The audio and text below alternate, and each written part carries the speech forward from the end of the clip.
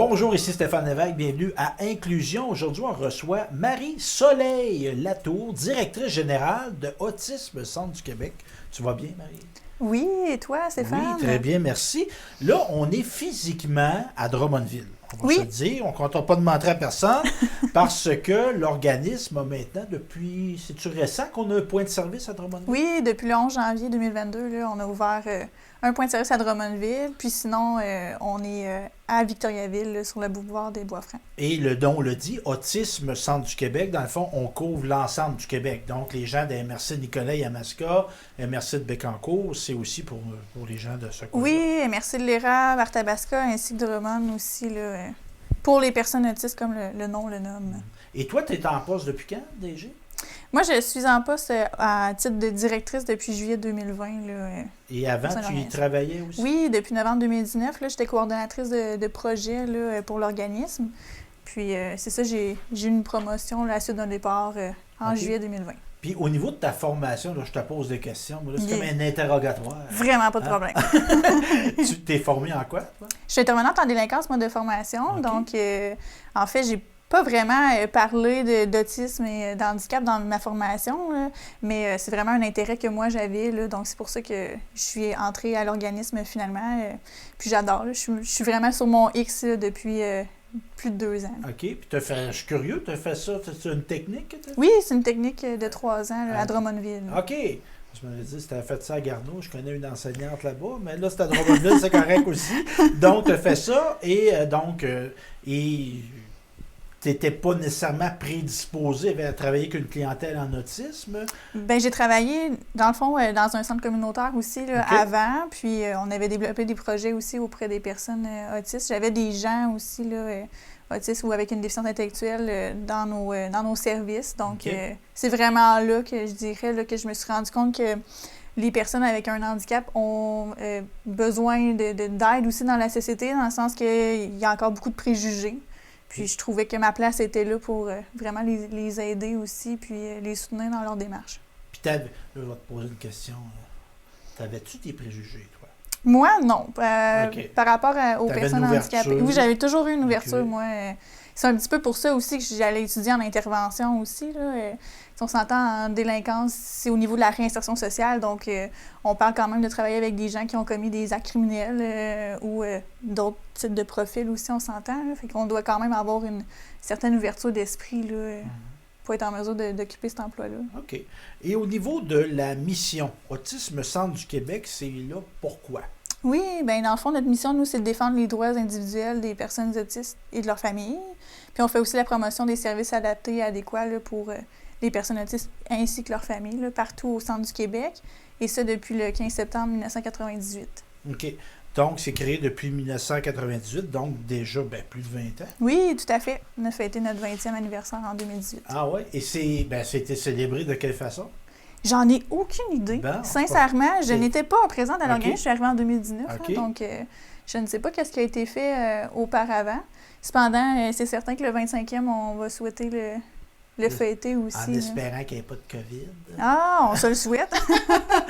Donc, c'est ça. Et au niveau de l'historique, donc, c'est né, ça a commencé les discussions en 1996, si je me rappelle bien. Oui, tout à fait. Les parents, dans le fond, n'avaient pas vraiment de service. Si on parle des parents, là, parce que le spectre de l'autisme, hein, c'est très large. Tout dépendant quand est-ce que cette émission est diffusée, là, il va y avoir une portion aussi qu'on parle vraiment du trouble du spectre de l'autisme avec ma collègue Annick. Là, mais c'est ça, les parents n'avaient pas de service ou peu de service. Donc, à ce moment-là, ils se sont regroupés pour pouvoir en avoir davantage aussi. Là, au niveau de la défense des droits, là, vraiment. Parce qu'il y avait, à ce moment-là, si on se rappelle aussi, eu des coupures dans le domaine de la santé. Et entre autres, des coupures dans les soins, l'aide apportée aux parents qui avaient à dealer avec des jeunes qui avaient comment on dit, le spectre de l'autisme? Dans le fond, qui ont... le syndrome. Non, dans le fond, qui ont le trouble du spectre de l'autisme, mais qui ont un enfant autiste à ce moment-là ou une personne autiste. Donc, on dit souvent enfant, là, mais il ne faut pas oublier que les gens finissent par vieillir et devenir des adultes aussi. Là, donc, puis à l'organisme, je trouve ça intéressant que tu en parles, Marie-Soleil, on fait affaire, oui, avec des jeunes, des parents, mais on est là pour les adultes aussi. Tout à fait, tout à fait. On a plusieurs services, en fait, là, qui s'adressent à tous tout âge aussi à l'organisme. Donc, moi, je dis toujours que mes services sont 0,99 ans. OK. Parce que, bon, il faut penser, exemple, à nous, Stéphane, on a plusieurs personnes qui gravitent autour de nous dans notre vie, autant au niveau professionnel, personnel et autres, mais c'est la même chose pour une personne autiste. On peut autant avoir, exemple, son employeur qu'on peut venir aider, la famille autour, le conjoint, la conjointe, les enfants aussi, parce qu'il ne faut pas oublier qu'une personne autiste peut avoir aussi des enfants à ce moment-là, donc les amis et tout, c'est vraiment une multitude de personnes qu'on peut venir aider. Là. Parce qu'il y a des effets, puis c'est pas nécessairement négatif, mais des effets collatéraux, là, c'est ce que tu me dis. Là. Oui, tout à fait. Exemple, on peut avoir quelqu'un qui a de la difficulté à accéder à un emploi ou, par exemple, il y a de la discrimination lors des entrevues en emploi parce que la personne mentionne, exemple, qu'elle est autiste, puis finalement, il se dit peut-être qu'elle n'a pas été prise lors de l'entrevue. Parce qu'elle est une personne autiste, à ce moment-là, on parle de défense des droits individuels. Donc, c'est pour ça que c'est important qu'on fasse la sensibilisation puis qu'on éduque, en fait, la société, là, les différents acteurs. J'ai une question, ma chère. Est-ce que tu conseilles aux gens de le dire ou ça relève de la vie privée? Bien, je dirais que c'est comme n'importe quoi. Nous, on ne conseille pas nécessairement rien non plus, là, mais on y va avec le niveau d'aisance de la personne, un peu comme n'importe quelle situation aussi. C'est certain que je trouve que les personnes autistes ont des grandes forces, donc c'est intéressant puis c'est important quand même de le nommer là, dès l'embauche aussi. C'est dans leur droit d'avoir accès à un emploi, donc à ce moment-là, c'est une discrimination si l'employeur, exemple, décidait de ne pas engager la personne parce qu'elle est autiste. C'est au même titre de dire Stéphane, on t'engage pas parce que les yeux bleus. Ça fonctionne pas à ce moment-là. Puis j'ai pas de contrôle là-dessus. Bien, c'est exactement. Comme l'autisme, c'est pas de la mauvaise volonté si je suis autiste. Là, tout le monde est unique, tout le monde a ses qualités, ses défauts, fait que c'est... Puis tu parles, on va peut-être en reparler tantôt, mais tu parles de défense de droit, je trouve ça intéressant. Est-ce que vous êtes appelé souvent à sensibiliser des employeurs? Ça commence de plus en plus, je dirais. C'est certain qu'on est une petite équipe. Hein. On est seulement 3 personnes à l'organisme pour couvrir l'ensemble du centre du Québec. Hein. 79 municipalités, c'est pas rien non plus. Mais c'est certain qu'au niveau de l'entreprise, d'aller vraiment les former, on va dire comme ça aussi, c'est dans nos projets futurs de le faire, parce que c'est une problématique réelle aussi, là, quand même, là, l'accès au travail. Puis on sait que les gens, ils sont en mesure de le faire, de travailler. Ça prend des adaptations, mais c'est pas des gens qui sont inaptes au travail. Exactement. Puis surtout quand on sait que, moi comme toi, on se réalise comme personne par le travail. Tout à fait. Fait qu'eux, qui puissent se réaliser par le travail. Tout à fait. Puis il y a des forces que les personnes autistes ont aussi. Par exemple, la transparence, les travaux, exemple, la minutie, tout ça, c'est des forces que plusieurs personnes autistes ont aussi, qui peuvent vraiment être à exploiter dans un travail. C'est vraiment intéressant aussi. Fait que c'est profitable pour autant l'employé que l'employeur à ce moment-là. Oui. C'est gagnant-gagnant. Bon, tu parlais de l'équipe, il y a toi. Oui. Qui est Marie-Soleil Latour. Toi, quand on dit qu'il y a un point de service à Drummondville, à Victo, est-ce que tu vas aux deux? Ton lieu de travail, je dirais le général, c'est quoi? Je dirais un peu partout. OK. Moi, je réside à Drummondville, donc là, principalement, je vais tenter d'être plus à Drummondville aussi, là, mais c'est certain qu'on se promène, l'équipe de travail. Là, donc, moi, à la direction, j'ai Annick aussi, Gosselin, qui est intervenante, qui est davantage au point de service à Victoriaville. Cependant, elle aussi, elle se déplace. On dit Victoriaville, ainsi que Drummondville. Par contre, si on a des gens qui nous font une demande pour une rencontre à Nicolet ou à Plessisville ou n'importe où sur le territoire du centre du Québec, on va se déplacer aussi. Là, ça fait partie d'eux. Ainsi que notre collègue Frédéric Fafard, qui est une nouvelle! Présentement, coordonnatrice de projet aussi. Là, Frédéric qui étudie, qu'elle a un bac, dans le fond, en sexologie. Là, donc, on est un trio d'intervenantes à la base, mais toutes avec une spécialité différente. Donc, moi en délinquance, Annick en éducation spécialisée, puis Frédéric en sexologie. Puis avant, ben là, ce que j'ai compris, Frédéric, c'est une stagiaire qui sera jamais partie de son stage. Tout à fait. On l'a apprécié pour le garder. Oui, tant mieux, oui, vraiment. Tant mieux. Mais avant son arrivée, est-ce que vous étiez 2?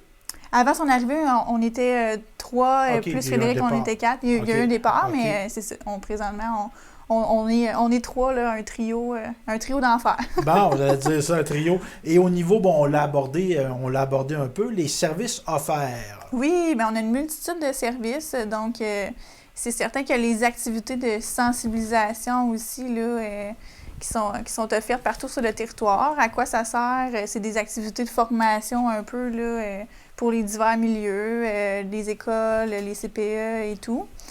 Puis sinon, il y a des activités aussi pour les membres. Hein. Les gens peuvent devenir membres d'Autisme Centre du Québec. Donc, on a des activités autant pour les enfants autistes, les adolescents, les adultes, les femmes autistes, ainsi que les parents, la famille et des conférences au grand public. Fait que c'est plusieurs services qu'on offre comme ça.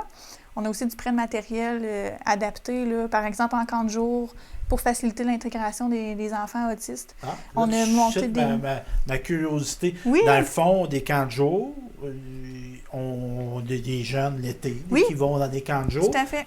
On les exclut pas, c'est des enfants comme les autres. Tout à fait. Quand tu dis on va faire une trousse, on remet une trousse. Oui, dans le fond, on fait un bac de matériel adapté, là, des time-timers, par exemple, des objets lourds. Time-timers, ça se trouve à être une minuterie, dans le fond, imagée. Donc, on voit vraiment le temps s'écouler là, vis-à-vis de l'horloge. Quand tu mets à 1 heure complète, tu vois tout le rouge, puis plus que ça descend, le rouge disparaît aussi. Fait que c'est visuellement, là, la personne est capable de comprendre aussi le temps qui reste, même si elle n'est pas capable de lire les chiffres à ce moment-là. Ça permet de visualiser le temps qu'il me reste à faire avant le dîner, mettons. Exemple, ou le temps de cette activité-là avant la prochaine activité aussi. On a aussi des pictogrammes, donc des images qui vont expliquer, par exemple, je sais pas moi, on joue au casse-tête, c'est vraiment imager des séquences aussi d'activités, d'événements, là. Puis on a plusieurs objets, exemple, pour aider à la transition dans les déplacements, exemple, pour que l'enfant puisse être assuré aussi par moment. Fait que c'est vraiment un bac avec une multitude de Puis ça, c'est choses. Un prêt? Y a-t-il des frais à ça? C'est une location qu'on fait, oui. Fait qu'il y a des frais reliés au bac là, pour les municipalités, ainsi que les centres communautaires, puisqu'à Drummondville, c'est encore des centres communautaires qui gèrent les si on a des gens à l'écoute, des camps de jour, je sais qu'il y en a à Nicolet, il y en a à Bécancour, il y en a à Saint-Bernard-d'Aston, il y en a à Saint-Wenceslas, dans mon coin. On peut vous contacter parce que d'avoir du matériel adapté, ça va faciliter la vie de tout le monde. Donc. Oui, tout à fait. L'enfant, puis les adultes qui accompagnent aussi. Puis on sait souvent dans les plus petites municipalités, parfois les budgets sont plus restreints aussi pour se procurer du matériel. Si par exemple, la municipalité a seulement qu'un enfant autiste dans tout le camp de jour, bien des fois on se dit, ça vaut-il la peine de dépenser 400-500 $ pour tout ce matériel-là? Nous, on fait vraiment la location aussi. On vient expliquer comment utiliser le matériel aussi, c'est important. Il y a des... Juste pitcher ça de même. C'est excusez le terme, là, mais arrange-toi avec. Non, c'est ça, exactement. Accompagnement à faire. Il y a des objets lourds, exemple, un animal lourd, un dauphin. Il y a des façons d'utiliser aussi les objets pour pas que ça fasse l'effet inverse. Souvent, on utilise un objet pour aider à calmer. Oui, mais j'ai déjà vu ça, moi. J'ai déjà vu des grenouilles comme ça. Oui. C'est comme c'est fait pesant. Oui. Fait que on met ça sur l'enfant, puis on le met. Je suis curieux, on sait quoi? C'est la tête, les épaules? Selon, dans le fond, les objets lourds, les animaux lourds, il y a différentes choses. Dans le fond, on l'utilise à différents endroits sur le corps. Aussi, selon l'enfant, le poids de l'enfant. Fait qu'il y a des objets lourds, il faut faire attention. Si on a un enfant, 40 livres sur un enfant de 50 livres, ça le fait peser pas mal. Mais c'est ça, exactement. Fait que, il y a des choses aussi à utiliser. Nous, à l'organisme, on n'a que des dauphins lourds, étant donné que c'est les plus légers, là, en termes de poids. Puis ça permet de l'enfant de se grounder, de vraiment. se centrer sur son soi. Vraiment, vraiment. Donc, il peut éliminer les stimuli, fait que là, tu te ressentes sur ton corps. Tout à fait. Fait que ça peut être autant utilisé sur les épaules comme un petit coussin, là, ou exemple, sur les jambes directement. Tu parlais aussi, bon, évidemment, on a des gens autistes, on a de l'entourage, mais la sensibilisation, vous allez être appelé à donner des conférences dans des organismes, des municipalités, des entreprises? Oui, bien, on a, dans le fond, développé un service qui s'appelle un service de formation, une offre de formation, qui est maintenant payante, puisqu'auparavant, on le faisait 100% gratuit en sensibilisation, mais l'équipe met beaucoup de temps, d'énergie, d'heures, vraiment, dans tout ça. On se déplaçait partout au centre du Québec gratuitement aussi, avec la hausse des prix, des coûts qu'on connaît et tout. Là, les gens, des fois, ils nous demandaient même des attestations. Tu sais, au final, c'est vraiment une formation qui a été offerte, là, 2 à 3 heures aussi. Là, donc, à ce moment-là, c'est une formation qui est offerte là, par ma collègue Annick, là, qui vient démystifier aussi ce qu'est l'autisme et comment intervenir aussi auprès des personnes autistes selon les différents milieux. OK. Puis là, tu me parles de coûts, évidemment. Bon, on va parler de membership tantôt. L'organisme, vous avez du soutien financier et le gouvernement finance Autisme Centre du Québec? Oui, comme la plupart des organismes communautaires, je dirais en grande majorité, on est financé par le programme de soutien aux organismes communautaires du CIUS-MCQ ici. Mm-hmm. Mais c'est certain que, comme tous les organismes aussi, on doit avoir une part de financement qui est d'autofinancement. Okay. Donc, par exemple, les activités de formation comme ça fait partie de l'autofinancement qu'on peut aller rechercher. Sinon, on a toujours des petits objets promotionnels là, à chaque année aussi qu'on met en vente. D'autres divers services, par exemple, le membrariat, ça fait partie du type de financement qu'on peut aller chercher, sinon dans nos activités là, auprès des membres. Puis là, je t'offre la tribune. Là, si tu avais des messages à lancer là, aux décideurs politiques, là, c'est quoi qui aiderait? On peut dire, ben oui, plus d'argent, mais plus d'argent, pourquoi? Ben, je présume qu'on voudrait avoir plus de fonds. Oui. Est-ce que je me trompe? Non? Non, on se trompe vraiment pas. C'est certain que, je dirais, nous, avec le vaste territoire qu'on a, c'est le nerf de la guerre, là. Ça fait 4 ans, c'est toujours la même chose. On demande plus de financement pour une 4e ressource. Mm-hmm. Parce que présentement, on est 3 ressources à l'organisme, puis les demandes débordent aussi, là. Puis par la force des choses, bien, il y a beaucoup de coupures ailleurs aussi parce qu'il manque de personnel. Donc, ça retombe beaucoup dans notre cours à parce nous, moins de malheureusement. services dans les écoles, par exemple, bien, ça va amener des gens à venir vers vous parce qu'ils n'ont plus de services à l'école ou en institution, tout ça. Oui, puis en développant aussi, en ouvrant un 2e point de service, exemple à Drummondville, bien, on vient rejoindre davantage de familles aussi à ce moment-là, ce qui est tout à fait correct, là, c'est ce qu'on souhaite, mais plus de demandes équivaut à... on est encore juste 3 personnes dans l'équipe aussi. On veut faire connaître l'organisme, et dis-moi si je me trompe, mais je pense que l'autisme, dans la population en général, est plus connu. On est une sensibilité, on ne cache pas ça, on veut se renseigner, donc ça a comme impact que vous autres, vous êtes plus sollicités. Là. Oui, c'est certain. Puis je dirais que, avec Sophie Préjean, puis Charles Lafortune, avec l'émission Autisme bientôt majeur, ainsi que Autisme maintenant majeur, la Fondation Autisme majeur qui ont aussi débuté, c'est certain qu'à ce moment-là, ça a donné une grande tribune, je veux dire, à la cause de l'autisme aussi. Mais il y a encore des préjugés dans la société quand même, là. Tu sais, les gens disent parfois, ben t'as pas l'air autiste ou t'as l'air de quand même bien fonctionner, fait que t'es pas autiste. Fait que il y a quand même des choses à aller démystifier encore en 2022. Là. Oui, puis ça fait partie de votre mandat. Ça fait partie de notre mandat, tout à fait, mais c'est certain qu'avec une ressource supplémentaire, toujours plus facile de le faire aussi, puis de couvrir l'ensemble du territoire. Et qui sait, peut-être un point de service à Nicolet ou à Bécancour. C'est certain que dans nos projets, l'idée est toujours de venir couvrir et répondre aux besoins du Centre du Québec. Oui, oui. Parce qu'évidemment, il y a l'aspect virtuel. On peut faire des Zooms, on peut faire des téléphones, mais quand on est dans des types j'allais dire de problématiques, c'est peut-être pas le bon mot. Non, mais on vit un problème d'adaptation face à un syndrome de l'autisme. Tout à fait. D'avoir une rencontre avec un intervenant, c'est mieux que par téléphone. Tout à fait. Puis il faut penser aussi que les personnes autistes ont besoin souvent de voir l'environnement aussi au complet pour mieux s'adapter. Même nous, si on rencontrait pour la première fois quelqu'un par visio, par Zoom, par exemple, puis parle-nous de toi et dis-nous comment ça va, on va régler tous tes problèmes.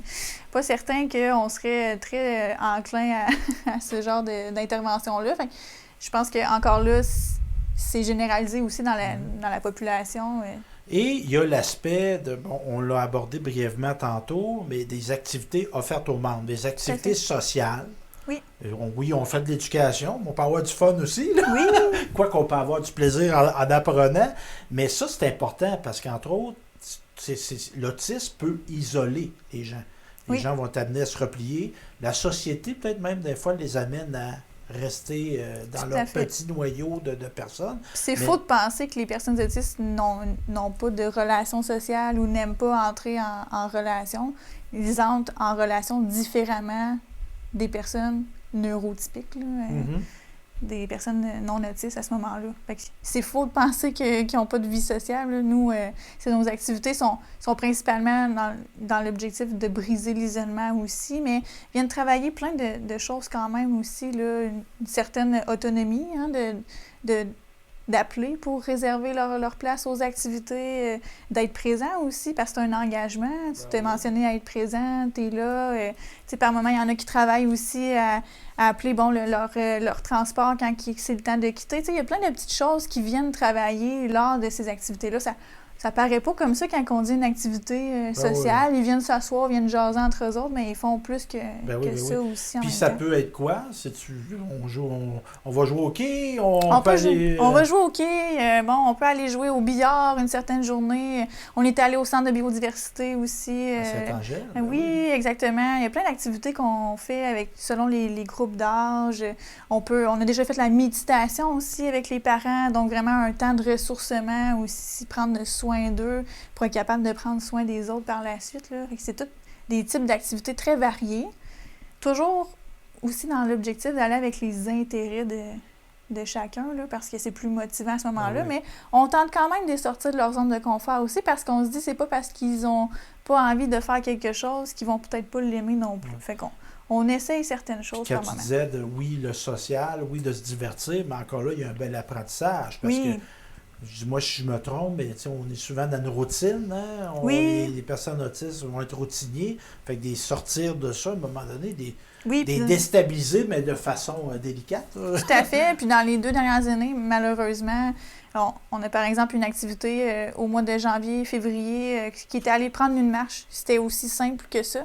Puis on a un adulte qui nous dit hey, « Je sais pas si ça fait combien de mois que je ne suis pas allée prendre une marche, faire une activité. » Fait que, tu sais, il y a aussi dans les saines habitudes de vie en même temps, au niveau de la santé physique, santé mentale, tu sais, il y a plusieurs volets qui sont quand même abordés aussi en même temps. Et ça ne doit pas nuire, dans le fond, là, de faire du sport. C'est bon pour tout le monde. Tout à fait. Tout le monde. Et au niveau de l'adhésion, il y a des gens qui regardent ça. Moi, je suis une personne qui a l'autisme, je connais des gens. Je deviens membre, ça coûte combien? Ça donne droit à quoi? Il y a plusieurs types de membres, en fait, à l'organisme. Il y a des membres famille au coût de 20 $ par année. Okay. Sinon, il y a les membres personnes autistes ou étudiants dans un domaine connexe à l'intervention, par exemple, qui est au coût de 10 $ par année. Les professionnels aussi de la santé qui œuvrent auprès des personnes autistes, ainsi qu'une personne sympathisante qui a à cœur la cause peut devenir membre au coût de 30 $ par année. Puis sinon, les municipalités, les entreprises et autres, c'est des membres corporatifs à ce moment-là qui deviennent membres au coût de 125 $ par année. C'est une année financière d'organismes communautaires, donc c'est du 1er avril au 31 mars de l'année suivante. Et c'est très significatif comme geste, parce qu'on va dire, 10 $. Mais si c'est la personne autiste qui sort de sa poche, je pense qu'il y a encore là, il y a un symbole là-dedans qui le paye. Quand tu disais tantôt, on appelait pour réserver sa place pour l'activité. Oui, tout à fait. Je paye mon 10 $, je suis membre. Et un organisme communautaire comme le vôtre, c'est un organisme démocratique. Oui. On n'a pas de membres, on n'a pas d'organisme. Tout à fait. Ça montre vraiment une implication citoyenne à ce moment-là dans la communauté, ça c'est certain. Puis nos activités, souvent quand on dit membre, c'est certain que ça s'adresse aux familles ainsi qu'aux personnes autistes à ce moment-là. Pour les volets d'activités vraiment par avatar précis, mais les conférences publiques, ça s'adresse à tout le monde aussi dans la communauté. Mais les activités pour les membres, c'est des activités à coût réduit. Là. Donc, on peut, exemple, aller à l'Aquarium de Québec. On a fait ça en février 2020, juste avant la pandémie. Ça a coûté 2 $ par personne. Le transport est inclus. Le billet pour aller à l'Aquarium est inclus. C'est une belle journée qu'il y a des gens qui n'y seraient jamais allés de leur vie et à ce moment-là. Ça aura été, là, on espère que c'est derrière nous, mais quand on a eu vraiment le confinement très généralisé, c'est des clientèles qui ont été particulièrement affectées. Là. Tout à fait. Nos gens qui venaient à nos activités, puis d'activités. Là. Tout à fait. Les parents aussi, les services de répit ont cessé, diminué. À ce moment-là, ils se retrouvaient seuls à la maison aussi. Là, donc, ça a vraiment affecté plusieurs personnes. Les écoles qui fermaient, les services adaptés, c'était pas possible pour toutes nos familles, en fait, de poursuivre l'école à la maison. Là, lorsque ton enfant a des difficultés langagières ou de compréhension d'apprentissage et tout, c'est pas évident de poursuivre l'école à la maison en même temps que le télétravail et tout, là. Ça a affecté beaucoup de personnes. Ça, c'est ça. Et sur votre conseil d'administration, évidemment, il y a une assemblée générale annuelle. Tout à fait. Il y a un conseil d'administration. Est-ce qu'on a des membres qui siègent sur le CA? Oui, en fait, nous, dans nos règlements généraux, la majorité des personnes sur le conseil d'administration doivent être un parent ou une personne autiste. Donc, on a 6 places présentement dans le conseil d'administration. Puis, il y a 4 personnes qui occupent un poste de parent là, ou personne, de personnes autistes. Je trouve ça symbolique. C'est pas symbolique, c'est significatif. Tout à fait. Parce que là, tu sais, autisme, qu'ils prennent la parole. Puis je trouve ça intéressant, on le voit de plus en plus de prise de parole. Les gens parlent de leur autisme. Et pourquoi, pour conclure, ma chère, on a le mois de l'autisme qui se déroule au mois d'avril. C'est une activité annuelle, dans le fond? Oui, vraiment. Depuis 1984, au Québec, le mois d'avril a été déclaré le mois de l'autisme. Donc, c'est le mois qui sert à venir sensibiliser, éduquer la population en ce qui concerne l'autisme aussi. Mais comme je le dis toujours, l'autisme, c'est 365 jours par année. Donc, il faut se sensibiliser, il faut en parler tous les jours, c'est important. Et c'est un phénomène qui est quand même assez présent. C'est quoi? Un enfant sur 64 qui recevra un diagnostic de trouble du syndrome de l'autisme. Trouble du spectre de l'autisme, tout à fait. Oui! Oui, un enfant sur 64, là, entre 5 et 17 ans. Mais là, ici, on parle d'enfants. Cependant, on a beaucoup d'adultes qui sont diagnostiqués là, de personnes de 18 ans et plus. Oui. Ouais, okay. Et dans le fond, c'est important au niveau de l'information, de la sensibilisation du grand public pour, entre autres, développer la tolérance puis d'être compréhensif. Tout à fait. Par rapport, des fois, des choses qui peuvent nous sembler anormales, mais qui s'expliquent par une façon de percevoir le monde qui est différente de ces gens-là. Et si on veut en apprendre davantage, ma chère Marie, Soleil sur Autisme Centre du Québec, on a un site web, une page Facebook. Oui, donc www.autisme-cq.com pour la page, le site Internet, puis la page Facebook autisme.centreduquebec.com, si je me trompe autisme-cq.com. Ça, c'est mon site Internet. OK. Puis Facebook, autisme.centre du Québec. C'est ça. OK. Exactement. Puis je remarque aussi que vous êtes présent sur Instagram. Oui, même chose. Donc, même lien, en fait, là, on fait juste ajouter Instagram en avant. Puis numéro de téléphone pour vous rejoindre, c'est quoi? Le 1-844-383-6373. Bien, merci, ma chère. Très intéressant. Puis ce que je comprends, ce que je retiens, c'est que vous pouvez aller dans les milieux. Hein? Tout à fait. On a un point de service à Drummondville. Oui, on a siège social à Victoriaville. Mais on peut aller, on ne refuse pas de se déplacer pour sensibiliser à l'autisme. C'est ça. Comme je le dis toujours, Autisme Centre du Québec est présent pour vous soutenir. Donc, n'hésitez pas à nous contacter là, s'il y a quoi que ce soit. On est là. Puis, si on ne peut pas répondre à votre question, on va trouver la bonne personne pour le faire. Bien, merci. Bravo. Merci beaucoup, Stéphane.